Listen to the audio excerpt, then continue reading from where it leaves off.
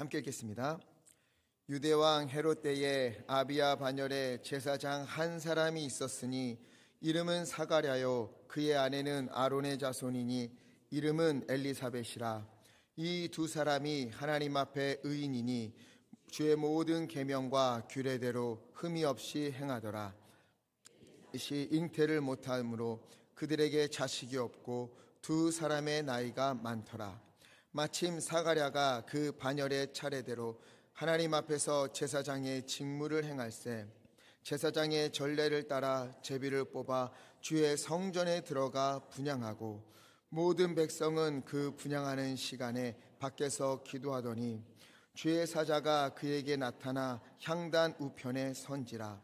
사가랴가 보고 놀라며 무서워하니 천사가 그에게 이르되 사가랴여 무서워하지 말라. 너의 간구함이 들린지라. 내 아내 엘리사벳이 내게 아들을 낳아 주리니 그 이름을 요한이라 하라. 아멘. 전통적으로 기독교는 성탄절 전 네 주간을 대강절로 지킵니다. 대강절이 뭔가 하면은요, 기다릴 때 내릴 강, 예수님께서 내려오시는 것, 예수님께서 우리 가운데 오시는 것을 기다리는 절기예요. 예수님의 오심을 기다리는 것, 이것이 대강절입니다. 성탄절이 예수님의 오심을 기뻐하고 축하하는 날이라면 대강절은 예수님께서 오심을 기다리고 그 예수님을 기다리면서 우리가 준비를 하는 기간, 이것이 대강절이에요. 그런데 또 이런 생각이 들죠. 아니, 예수님은 이미 2000여 년 전에 오셨는데 뭘 갑자기 기다리라는 말인가? 여기에 우리 기독교의 중요한 핵심 사상이 들어있습니다. 기다림이라는 거예요. 기독교의 기다림에는 세 가지가 있습니다. 먼저는 우리가 아는 것처럼 2020여 년 전에 인간의 몸으로 오신 예수님을 기억하는 거예요. 기념하는 거예요. 예수님이 왜 인간의 몸으로 오셨는가? 왜 낮은 곳으로 오셨는가? 그토록 어려운 고난을 당하시고 또 십자가를 지셔야만 했던 이유는 무엇인가? 왜 그렇게까지 나를 사랑하시는가? 내가 무엇이기에? 그리고 나는 어떻게 살아야 하는가? 이것을 기억하는 것, 이미 오신 예수님을 기억하고 그분의 뒤를 따라 걷기로 다짐하는 것이 바로 첫 번째, 이미 오신 예수님을 기억하는 겁니다. 그리고 두 번째는 다시 오실 예수님을 기다리는 거지요. 우리는 모두 알고 있어요. 우리의 삶에 반드시 마지막 순간이 있다는 것을. 영원히 사는 사람은 한 사람도 없습니다. 그러나 참 인간이 얼마나 연약한지 이 땅이 영원할 것처럼 살 때가 많습니다. 기회가 많을 것처럼, 영원히 누릴 수 있는 것처럼 그렇게 살아갈 때가 있는 거예요. 그러나 성경은 강력하게 이야기합니다. 요한계시록 22장 12절 말씀에 보라, 내가 속히 오리니 내가 줄 상이 내게 있어 각 사람에게 그가 행한 대로 갚아주리라. 아멘. 예수님은 다시 오십니다. 믿으십니까? 반드시 다시 오십니다. 그리고 행한 대로 갚아주십니다. 믿음으로 산 자에게는 믿음의 상으로, 불신으로 살아온 자들에게는 불신으로 갚아주신다. 주님 약속하셨어요. 그렇기에 다시 오실 예수님을 기다리면서 이 땅이 영원할 것처럼 그렇게 살지 않고, 내게 아직 기회가 많은 것처럼 그렇게 살지 않고, 내가 주님께로 다시 돌아갈 수 있는 기회, 주님께 다시 헌신할 수 있는 기회, 주님께 나의 믿음을 보일 수 있는 기회가 영원히 있을 것처럼 착각하지 않고, 오늘이 내 생애의 마지막 기회인 것처럼, 오늘 드려지는 예배가 내가 드릴 수 있는 마지막 예배인 것처럼, 내가 하나님께 나의 믿음을 보여드릴 수 있는 마지막 순간인 것처럼 그렇게 하나님 앞에서 진실하고 신실하게 살아가는 것, 이것이 바로 다시 오실 예수님을 기다리면서 살아가는 믿음의 사람들이 살아갈 걸음인 것입니다. 그리고 마지막으로, 먼저 오신 예수님, 그리고 다시 오실 예수님, 마지막 세 번째 기다리는 것은요, 지금 오늘 바로 이 자리에 우리 가운데 임하시는 주님을 기다리는 거예요. 간절히 기다리는 가운데에 우리의 예배 중에 또 우리의 삶의 한복판으로 주님이 찾아오시는 것을 기다리는 겁니다. 여러분, 우리 삶에 문제가 있고 어려움이 있지요. 그러나 주님이 그 가운데 오시면 문제는 더 이상 문제일 수 없습니다. 주님이 우리 가운데 오시면 우리의 아픔도 더 이상 아픔일 수 없습니다. 왜요? 주님께서 우리 가운데에 회복과 생명과 은혜를 베풀어 주시기 때문에 그렇습니다. 이렇게 과거와 미래 그리고 현재 우리의 모든 시간에 임하시는, 그리고 임하실 주님을 기다리고 그 의미를 찾고 그렇게 살아내는 기간이 바로 대강절인 거예요. 오늘부터 24일까지가 대강절입니다. 부디 이 기간을 헛되이 보내지 말고 우리를 위해 오신 예수님, 다시 오실 주님, 오늘도 우리 가운데 임재하시는 주님을 만나고 그리하여 뜻깊은 대강절 되시기를 간절히 바랍니다. 그런데요, 대강절은 기다림의 기간인데 이렇게 기다려야 하는 것을 알면서도 우리는 많이 급하지요. 조금 많이 급합니다. 조급해져요. 특히 세계적으로 한국 사람이라고 하면 급하다 하는 인식이 있어요. 외국인들이 한국 사람을 보면서 급하다라고 느끼는 3가지 이유가 있다고 합니다. 첫째, 커피 자판기에 불이 꺼지기도 전에 커피를 꺼낸다. 이런 게 있다는 거예요. 저도 그런 것 같아요. 종이컵이 나오면 띠 소리가 나고 꺼내면 되는데 저도 모르게 이걸 잡고 있어요. 다 나올 때까지. 그래서 꺼내면 여기 커피가 묻어 있습니다. 참 한국 사람은 이상해요. 그리고 둘째, 목적지에 도착했다 싶으면 안전벨트를 풉니다. 차가 쓰지도 않았는데. 참 저도 그래요. 이상하게 좀 그런 것 같습니다. 셋째, 이건 조금 민망한 이야기인데요. 다 아실 거예요. 남자들은 화장실에서 볼일을 본 후에 지퍼를 올리고 나오는 게 아니라 나오면서 지퍼를 올린다고 합니다. 부연 설명을 하지 않겠습니다. 앞에 2개는 제가 인정하지만 이렇게 한국 사람이라고 하면 기다릴 줄 모르는 급한 민족이다 하는 이미지가 있어요. 그러나 여러분, 이건 오해입니다. 우리의 오랜 전통을 보면은요, 우리 민족은 조급한 민족이 아니에요. 기다리고 인내할 줄 아는 민족입니다. 물론 이건 신화이지만 옛 이야기, 우리의 단군 신화에서 나오는 거죠. 그때 우리의 민족의 정서를 어디서 뽑는가 보면은요, 곰과 호랑이가 굴 속에 들어가서 뭘 먹지요? 쑥과 마늘만 먹어요. 이렇게 100일 동안 먹으라, 이런 이야기가 있어요. 그렇게 하는 동안에 호랑이는 못 견디고 도망을 가지요. 그러나 곰은 이 100일 동안 마늘과 쑥만 먹고 인간이 되었다 하는 우리의 옛 신화가 있지요. 우리의 민족의 뿌리는 뭐였는가? 인내와 기다림이었다. 이런 이야기로 신화가 만들어진 겁니다. 게다가 망부석이라고 들어보셨습니까?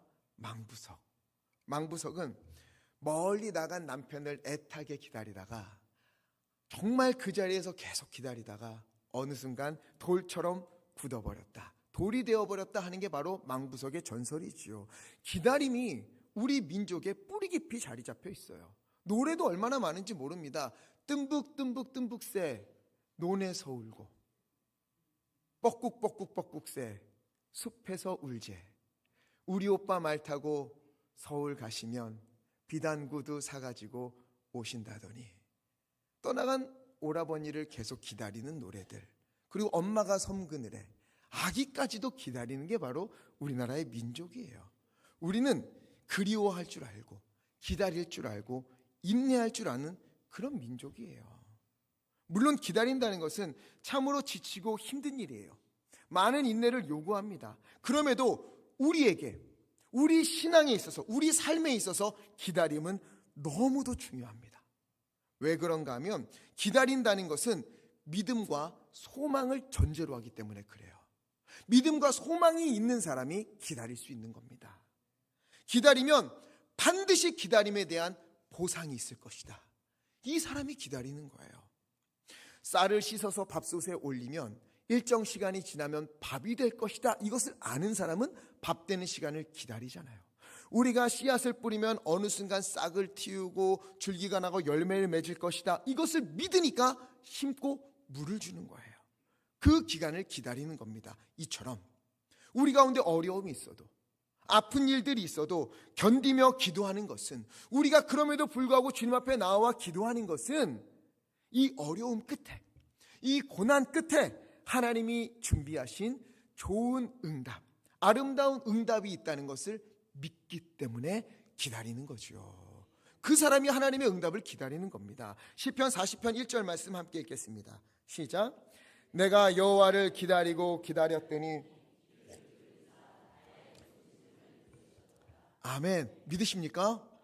내가 여호와를 기다리고 기다렸더니 귀를 기울이사 나의 부르짖음을 들으셨도다. 주님은 우리의 부르짖음을 결코 외면하지 않습니다. 어떤 것은 듣고 어떤 것은 흘려듣지 않으세요. 모든 것을 다 듣고 계십니다. 그리고 하나님은 그 부르짖음에 반드시 응답하십니다. 하나님은 반드시 이루십니다. 이 믿음이 있는 자만이 하나님을 기다리는 거예요. 이 믿음이 없으면 기다릴 수가 없습니다. 이 믿음이 있기에 우리가 하나님을 기다리는 거고, 응답을 기다리는 거고, 하나님의 은혜를 기다리는 거죠. 오늘 말씀에 보면은요, 오랜 기다림 끝에 마침내 기쁨의 날을 맞이하는 한 부부가 나옵니다. 이들의 이름이 누구인가? 5절 말씀을 보니까는요, 아비야 반열에 제사장 한 사람이 있었는데 그의 이름은 사가랴이고 그의 아내는 아론의 자손 엘리사벳이었습니다. 이 두 사람이 어떤 사람인가 성경을 보니까는요, 참 부럽습니다. 6절에 이 두 사람을 이야기하는데 이 두 사람은 하나님 앞에 의인이었다, 이렇게 이야기를 해요. 주의 모든 계명과 규례대로 흠이 없이 행하였다. 이들은 믿음이 좋은 부부였습니다. 하나님 보시기에 너무도 의로운, 하나님 보시기에 너무도 바른, 하나님 보시기에 너무도 아름다운 믿음의 사람들이었어요. 교회는 열심히 다니지만 믿음과 삶이 다른 사람들을 우린 얼마나 많이 만납니까? 그러나 그렇지 않았다는 거예요.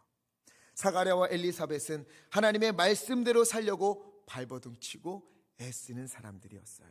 그런데 이 두 부부가 있었던 때가 어느 시대인가 하고 보니까는요, 유대왕 헤롯 때에 이렇게 되어 있어요.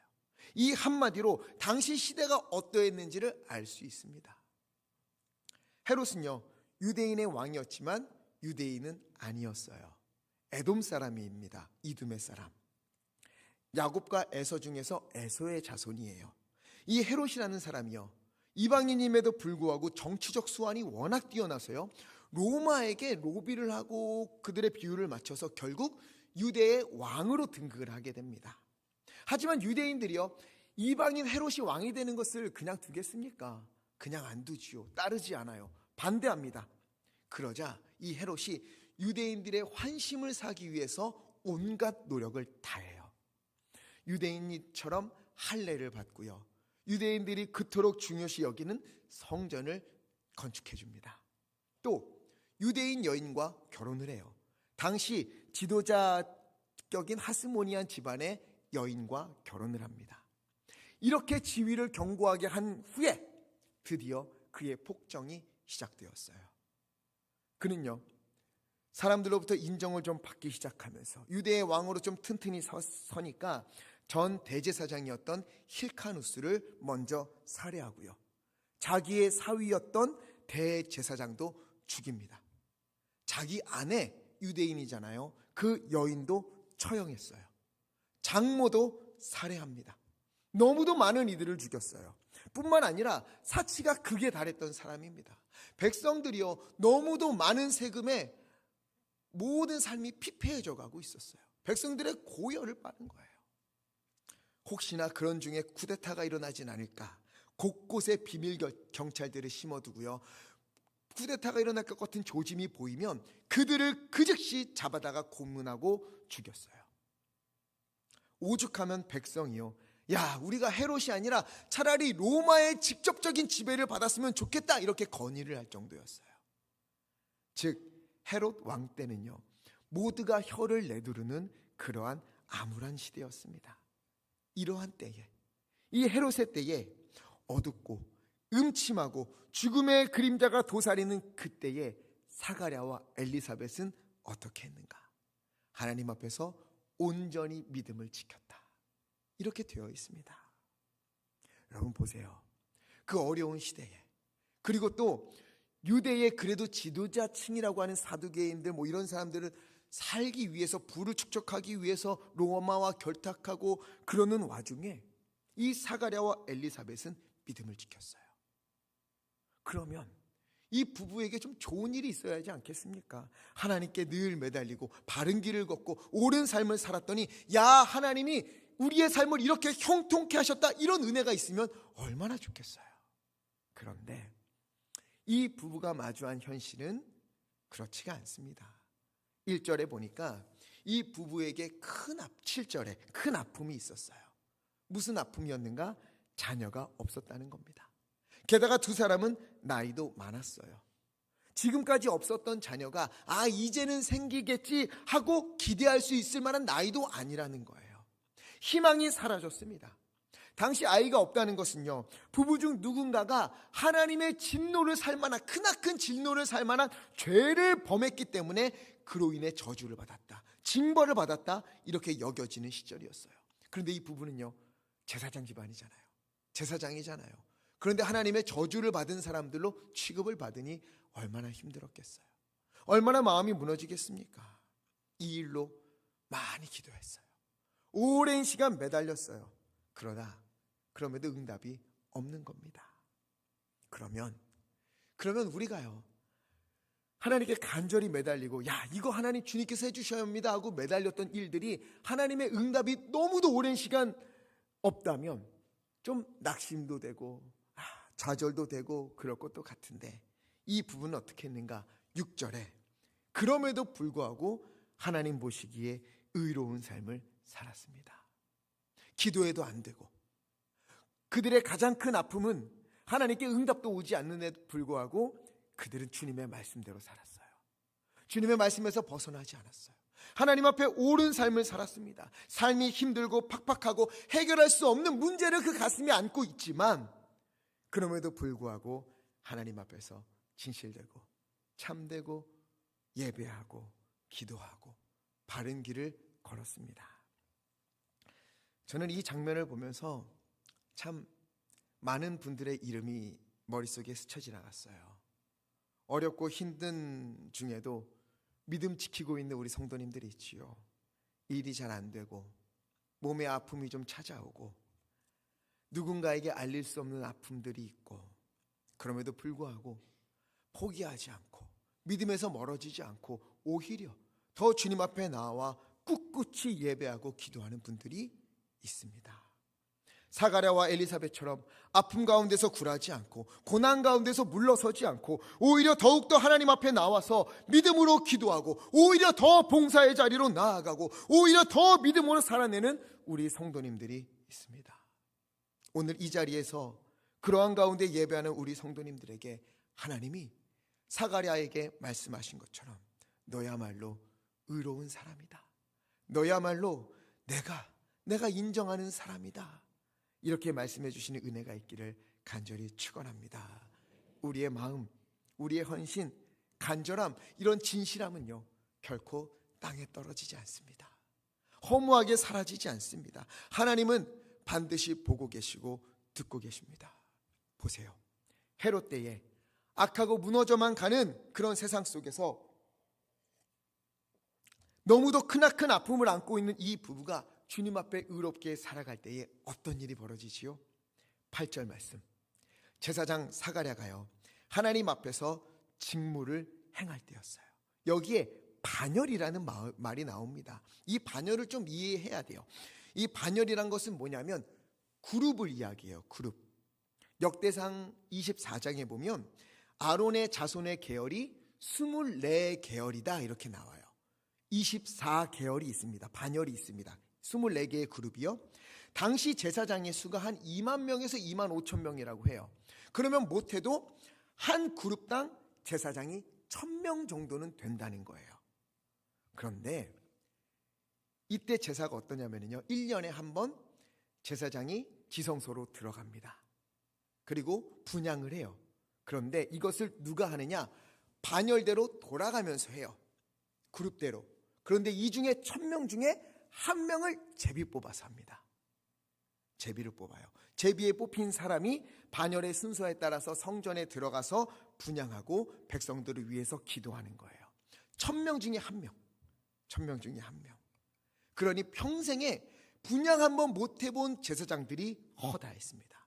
이 중에 오늘 사가랴가 뽑혔어요. 여러분, 이게 우연일까요? 아니에요. 성경은 8절에 이야기합니다. 마침. 마침이라는 단어로 시작을 해요. 때마침. 이거는 하나님이 하셨다 하는 것을 보여주는 거예요. 하나님이 하시는 일에 우연은 없습니다. 사가랴가 젊을 때가 아니라 나이가 들어서 이제야 제비가 뽑혀서 제사장 직무를 다하기 위하여 제단에 향을 사르고 백성을 위해 기도하는 일을 맡았던 그것은요, 바로 이때가 하나님 보시기에 가장 적당했던 때인 거예요. 사가랴가 지성소에서 분향을 할 때 어떻게 됩니까? 11절 말씀에 주의 사자가 향단 우편으로 찾아옵니다. 그리고는 이야기해요. 13절에 무서워하지 마라. 너의 간구함이 들린지라. 내 아내 엘리사벳이 너에게 아들을 낳아주리니 그 이름을 요한이라 하라. 16절 그가 이스라엘 자손을 하나님께로 많이 돌아오게 하겠습니다. 17절 사가랴와 엘리사벳의 아들 이 세례 요한은 아버지의 마음을 자식에게 거스르는 자를 의인의 슬기에 돌아오게 하고 주를 위하여 세운 백성을 준비할 것이다. 그러면서 세례 요한을 누구로 비유하고 있습니까? 엘리야로 비유하고 있는 거예요. 엘리야는 열왕기하에 나오는 아주 위대한 선지자예요. 그런데 갑자기 왜 세례 요한을 엘리야에 비유하고 있을까? 이것은요, 구약성경 말라기에서 예언된 것의 실현을 알려줍니다. 말라기 4장 5절을 보니까는요, 보라, 여호와의 크고 두려운 날이 이르기 전에, 메시아가 오기 전에, 즉 예수님이 오기 전에 내가 선지자 엘리야를 너희에게 보내리니. 엘리야가 어떻게 하느냐? 6절 말씀, 아버지의 마음을 자녀에게로 돌이키게 하고 자녀들의 마음을 그들의 아버지에게로 돌이키게 하리라. 하나님은요, 이미 말라기에서, 즉 신약보다 400년이나 전에 이 일을 예비하셨어요. 예수님께서 오실 것과 또 예수님의 오실 길을 준비하기 위하여서 아버지의 마음을 자녀에게로, 자녀의 마음을 아버지에게로 돌이키게 하기 위하여서 엘리야와 같으니 세례 요한을 먼저 보내실 것을 계획하셨다는 거예요. 그리고 이 일이 바로 지금 이루어졌다. 400년의 준비 기간이 끝나고 때가 찼을 때 이 일을 누구를 통해서 이루시겠다? 사가랴와 엘리사벳. 자녀가 없는 그들에게 하나님께서 자녀를 약속하시고 또한 그 자녀 요한이 주님의 길을 예비하는 하나님의 일을 수행하게 될 것이다. 너의 가정, 하나님 앞에 의인으로 또 간절함으로 기다림으로 믿음을 지킨 너희의 가정에 이 은혜가 있을 것이다. 천사가 이야기를 전해줍니다. 이때 사가랴가 어떻게 반응했을까요? 18절에 이렇게 이야기합니다. 내가 이것을 어떻게 알리요? 내가 늙고 아내도 나이가 많으니이다. 이건 불가능한 일입니다. 나는 늙었어요. 우리 아내는 나이가 많습니다. 이렇게 믿음 없는 이야기를 지금 사가랴가 하고 있습니다. 저는 이 부분에서 너무나 큰 은혜를 받아요. 왜 그런가? 주님께서 사가랴에게 아들 세례 요한을 주시기로 한 이유가 무엇이지요? 13절에 천사가 그에게 이르되 사가랴여 무서워하지 말라. 너의 간구함이 들린지라. 너의 간구함이 들린지라. 이건 무엇을 의미하죠? 사가랴가 기도했다는 거예요. 기도하고 있다는 거예요. 엘리사벳과 함께 자녀를 달라고 기도하고 있었습니다. 나이가 많잖아요. 오랜 시간 기도했어요. 아주 오랜 시간. 그런데 그가 하나님이 기도에 응답하신다고 하자 뭐라 그래요? 에이 하나님, 그건 불가능한 일이잖아요. 그럼 보세요. 오랜 시간 기도하고 있는데 이 부부가 기도한 것은 어떤 기도라는 거지요? 강력한 믿음과 확신을 가지고 어떠한 일에도 흔들리지 않는 그런 믿음으로, 확신으로 기도했다는 겁니까? 아니에요. 흔들렸어요. 이 부부는 믿음이 흔들렸어요. 이젠 안 될 것 같다. 포기 상태였습니다. 나이는 들어가요. 환경은 불가능한 지경에 이르렀습니다. 이제는 기도하면서도 응답되지 않을 것 같다라는 마음이 가득했어요. 기도는 하지만 두려움과 불안함이 더 마음을 흔들었습니다. 그런데 여러분, 이러한 기도 역시 하나님이 들으신다라는 거예요. 저는 이게 너무 감사해요. 확신에 찬 기도, 믿음으로 굳게 선 기도, 하나님이 당연히 들으시겠지요. 그러나 우리의 마음이 불안해지고 염려가 되고 흔들려도 그래도 그 마음 부둥켜 안고 하나님께 기도하는 것을 포기하지 않았더니, 끝까지 기도의 자리를 놓지 않았더니 그 기도를 기뻐 들으시고 응답하시는 것을 오늘 우리에게 보여주시는 거예요. 여러분, 기도하다 흔들릴 수 있어요. 기도하다가 불안해질 수 있어요. 괜찮아요. 기도하면서도 염려가 될 수 있어요. 괜찮아요. 그럴 수도 있습니다. 성경의 인물들, 특히 오늘 하나님이 의인이라고 불렀던 사가랴 역시 그랬어요. 기도하고 있는데도 응답해 주신다니까 에이 하나님 안 되잖아요 라는 말이 그의 마음속에서부터 또 말로 나올 정도로 그는 불안하고 두려워했어요. 그러나 그는 포기하지 않은 게 있습니다. 불안해도 두려워도 기도하는 것을, 매달리는 것을 놓지 않았던 거예요. 여러분, 이게 중요합니다.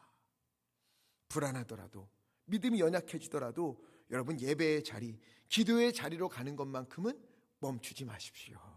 하나님 앞에 가는 것만큼은 포기하지 마십시오. 이건 타협하지 마십시오. 이것이 하나님을 기다리는 사람들이 갖춰야 할 자세입니다. 오랜 시간 기도하는데도 응답이 없으면 불안해지죠. 흔들려요. 당연히 그래요. 그러나 흔들린다 그래서 에이 말자 하는 것이 아니라 그 마음 그대로 갖고 하나님 앞에 나와서 기도하면 하나님은 말씀하시는 거예요. 너의 간구함이 들린지라. 너의 간구함이 들린지라. 사가랴는 이것을 포기하지 않았어요. 믿음이 약해져 가도, 두려워도, 포기하고 싶은 마음이 들어도 그래도 그 마음 안고 기도의 자리로 갔습니다. 기도하는 것을 멈추지 않았어요.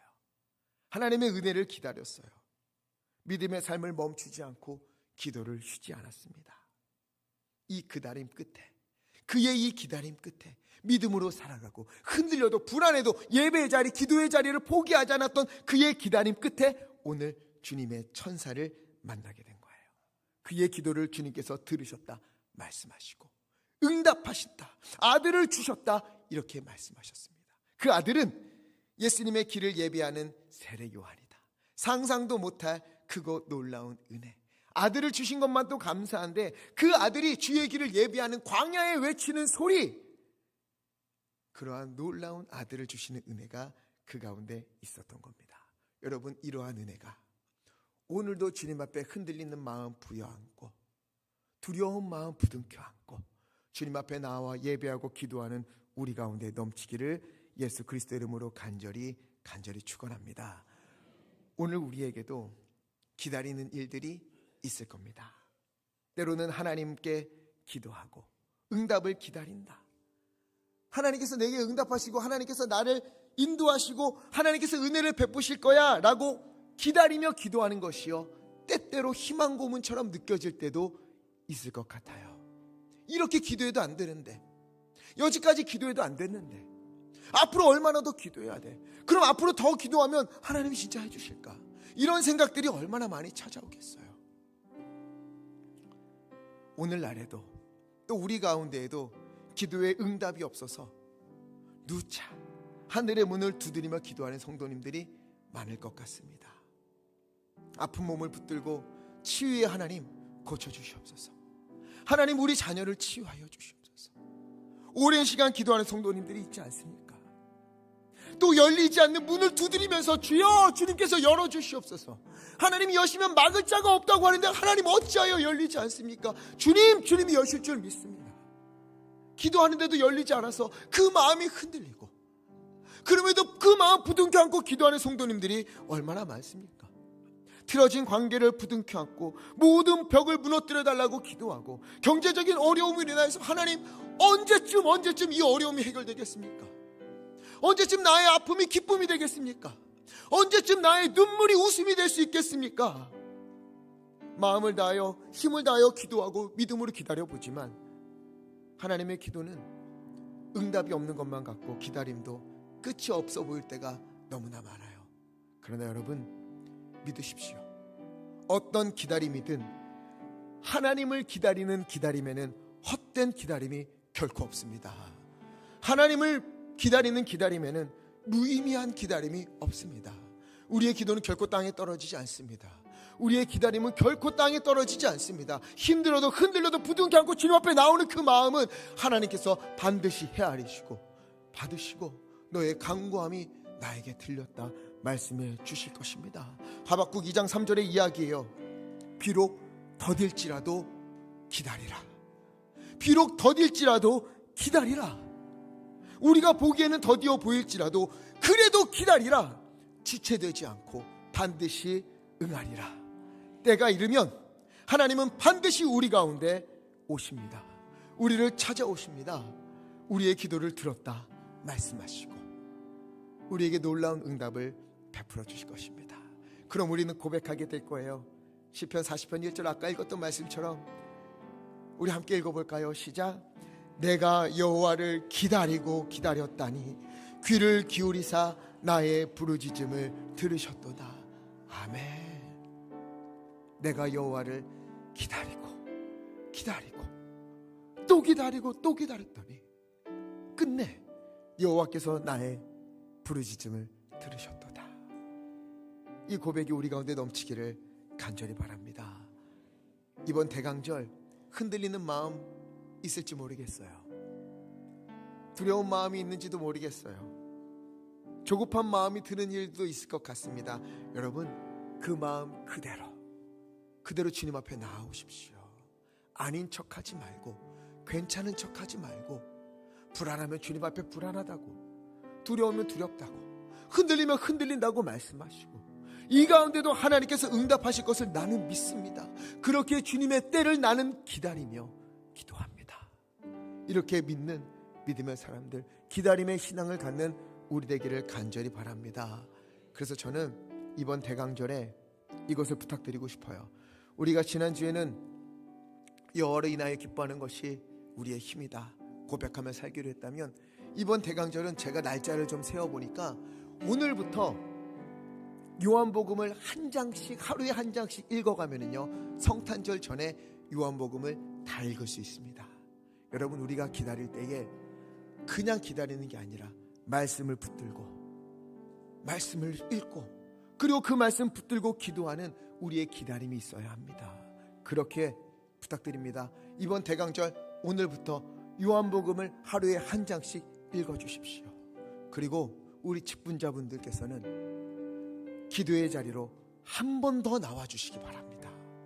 주일만 오셨다면 새벽 수요까지, 수요만 오셨다면 금요까지 오셨다면 새벽 예배 하루 오신 분이라면 두 번 오신 분이라면 세 번, 이렇게 우리가 주님 앞에서 간절한 마음으로 한 걸음 더 나가서 간절한 마음으로 주님을 기다리는 우리의 믿음의 행동이 우리 가운데 있었으면 좋겠어요. 말로만 주님 나 기다립니다, 말로만 주님 나 주님께 맡깁니다, 이게 아니라 우리가 이번에 믿음의 행동으로 주님 앞에 나아갔으면 좋겠습니다. 그리하여 이번 대강절에 하나님께서 응답해 주시는 은혜, 너의 부르짖음이 나에게 들렸다, 너의 간구함이 나에게 들렸다, 이런 은혜를 누리는 우리 모두 되기를 예수 그리스도 이름으로 간절히 부탁을 드립니다.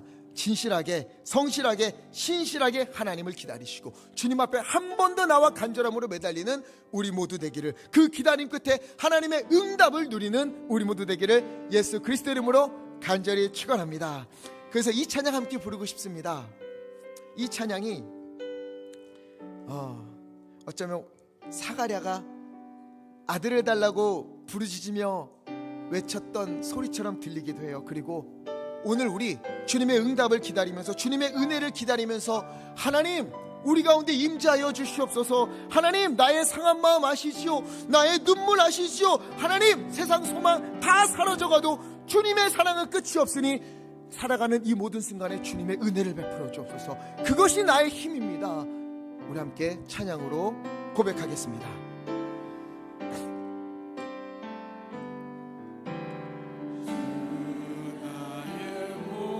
모습 보내 상한 나의 마음, 상한 나의 마음 보시네. 주 나의 눈물 안에, 주 나의 눈물 안에 홀로 울던 마음 아시네. 주 사랑 내게 있네. 주 사랑 내게 있네. 아멘. 그 사랑이 날 채우네. 주 내게 있네. 그네로 나를 세워주시네. 그네로 날 세우네. 아멘. 세상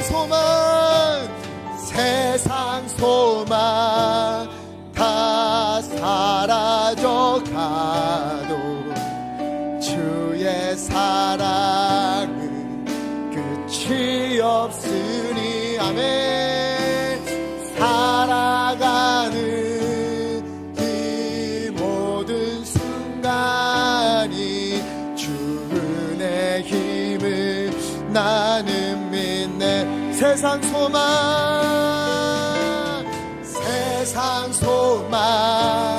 다 사라져가 주의 사랑은, 아버지 우리를 향한 주의 사랑은 끝이 없음을 믿습니다. 아멘.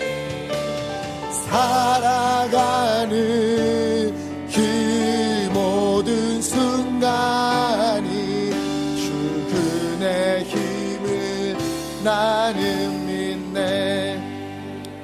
우리 함께 기도하기 원합니다. 우리 기도할 때에 우리의 마음을 주님께 드렸으면 좋겠어요. 하나님, 내가 오랜 시간 기도했지만 이 일로 인하여 내가 흔들릴 때가 있습니다. 불안할 때도 있고 두려운 마음도 있습니다. 그러나 하나님, 이 마음 붙들고 주님 앞에 가오니, 이 마음 붙들고 주님 앞에 기도하면 하나님은 때가 이르면 반드시 응답하실 줄 믿고 주님 앞에 간구하옵나니, 하나님이여 주님의 은혜를 우리 가운데 부어주시고, 하나님 우리 가운데 주님의 선하심을 이루어 주시옵소서. 응답하여 주시옵소서. 그때까지 내가 주님 앞에 신실하게 성실하게 살아가고 믿음으로 기도함으로 기다리겠습니다. 우리 다짐하면서 주여 힘차게 외치시고 하시며 함께 기도하겠습니다. 주여,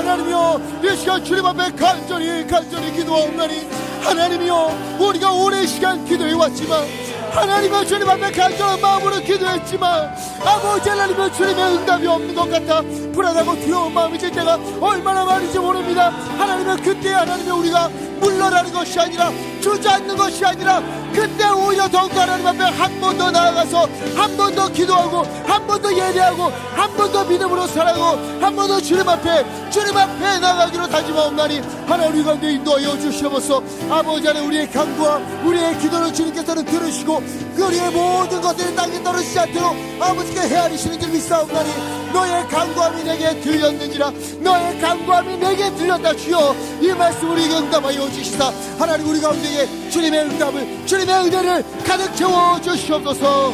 세상 소망 다 사라져가도 주의 사랑은 끝이 없으니, 살아가는 이 모든 순간이 주의 힘을 나는 믿네. 사랑과 은혜가 많으신 아버지 하나님, 주님의 사랑과 주님의 은혜가 얼마나 큰지요. 하나님 주님께 너무도 감사하여 오늘 우리의 마음을 모아 우리의 입술을 모아 주님께 예배를 올려드립니다. 또 하나님, 내게 있는 모든 것이 하나님께서 베푸신 것이요, 또한 이 모든 것이 하나님의 것임을 알기에 11조와 감사헌금 여러 가지 제목의 헌금으로 주님 앞에 드리고, 또 강단의 아름다운 꽃과 성미로 또 여러 봉사와 헌신으로 주님께 아낌없이 드립니다. 하나님 이 모든 것이 하나 되어 주님 앞에 올려드리는 이 예배를 기뻐받아 주시옵소서. 이 예물이 쓰여지는 곳에 하나님의 나라가 확장되게 하여 주시옵시고, 마음을 다하여 봉사하고 헌신하는 모든 이들에게 주여 건강과 마음과 열정을 허락하여 주시옵소서. 주님, 우리 성도님들 마음을 다하여 주님 앞에 아낌없이 드리옵나니 하나님의 모든 것을 기뻐받아 주시사 30배 60배 100배의 은혜로 풍성히 부어 주시옵소서. 하나님, 우리는 때때로 조급해질 때가 있습니다. 불안하고 두려운 마음이 찾아올 때도 있습니다. 기도에도 응답이 없는 것 같아 기도할 마음조차 사라지는 것만 같을 때가 얼마나 많은지 모릅니다. 하나님, 그러한 때에 우리가 주저앉는 것이 아니라, 넘어지는 것이 아니라 한 번 더 주님 앞으로 나아가기로 다짐합니다. 한 번 더 예배의 자리로, 한 번 더 기도의 자리로, 한 번 더 기다림의 자리로 아버지 나아가기로 다짐하였으니 하나님이여 사가랴에게 응답하신 것처럼 우리에게 응답하여 주시옵소서. 우리에게는 더디어 보여도 하나님의 때가 이를 때 하나님께서 지체 없이 응답하실 것을 믿기에 다시 예배하고 기도하는 우리에게 하나님이여 주님께서 은혜와 주님의 풍성한 복을 허락하여 주시옵소서. 하나님, 우리 성도님들 위하여 기도합니다. 하나님이여 육신의 질병으로 고통받아 하나님의 그 가운데 주님의 치유하심을 구하며 기도하는 우리 성도님들, 하나님 오늘 이 시간 찾아가시사 만져 주시옵시고 회복시켜 주시옵소서. 고쳐 주시옵소서. 마음의 고통으로 눈물로 고소하는 기도하는 우리 성도님들, 하나님의 그 마음을 찾아가시사 위로하여 주시옵시고 회복시켜 주시옵시고 일어서게 하여 주시옵소서. 우리의 모든 기도의 제목 주 하나님 기울여 들어 주시옵시고, 하나님 가장 적당한 날에 가장 좋은 것으로 우리 가운데 응답하여 주시옵소서. 우리의 구원자 되시고 우리의 소망 되시는 우리 주 예수 그리스도 이름으로 간절히 기도하옵나이다. 아멘.